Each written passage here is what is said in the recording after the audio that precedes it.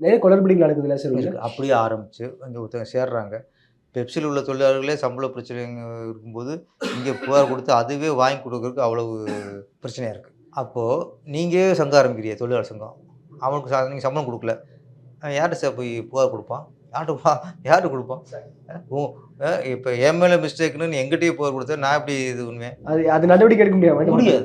எடுக்க மாட்டாங்க. இது இது வந்து அவங்க வேலைக்கு கிட்டயும் போய் ஆகாது. லாக் ஆகுற மாரி இருக்கும் சார். அது வந்து இப்ப அங்க சேர்றவங்களுக்கு அது பெரிய பிரச்சனை. இது தெரிய மாட்டேங்குது. எப்போ ஓகே நீங்க இப்ப தயாரிப்பு சங்கத்தில போய் அவங்க கிளை சங்கமா அவங்க ஒண்ணு வச்சுக்கிறாங்க. அவங்க தான் உங்க கையெழுத்து போட்டு சேர்க்க போறாங்க. ஓகே. சைன் பண்றது யாரு? தலைவர் யாரு? அவங்களே தொழில் தலைவர். அப்ப அவங்க சைன் பண்ணி கேட்கும்போது, நாளைக்கு உங்களுக்கு சம்பள பிரச்சனை யார்ட்ட கேட்பீங்க? இது சிக்கல் நெறைய இருக்கு. ம். சும்மா அது இன்னொன்னு ஒரே சங்கமா இருக்க வேண்டிய தயாரிப்பு சங்கம், இன்னைக்கு பலதா பிரிஞ்சிருக்கு. நீங்க 2 சங்கம் வச்சிருக்கீங்க. ஒரே அமைப்பா இருக்கு பெப்சி. அத பிரிக்க நினைக்காதீங்க. எப்பவுமே கெட்டது கெட்ட விஷயத்த எண்ணவே கூடாது. கெட்ட எண்ணம் இருக்கக்கூடாது ஃபர்ஸ்ட்டு. ஒற்றுமைய வளர்க்குறது தான் நல்ல எண்ணம். ஒற்றுமையா இருக்கிறவங்கள பிரிக்கிறது இருக்குல்ல, அது வந்து கெட்ட எண்ணத்த சேர்ந்துரும். அது யாரா இருந்தாலும் சரி. அது அந்த ஐடியா யார் குடுத்தான்னு தெரியல இங்க.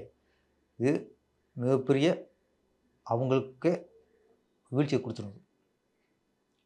ஒற்றுமைய குலைக்கக்கூடாதுங்க. அது கடைசி நம்ம ஒற்றுமை குலைஞ்சிருக்கு. திருப்பி நீ இன்னொருத்தன பிரிக்கணும்னு நெனச்சா, பெரிய ஆபத்துல முடிஞ்சிரும்.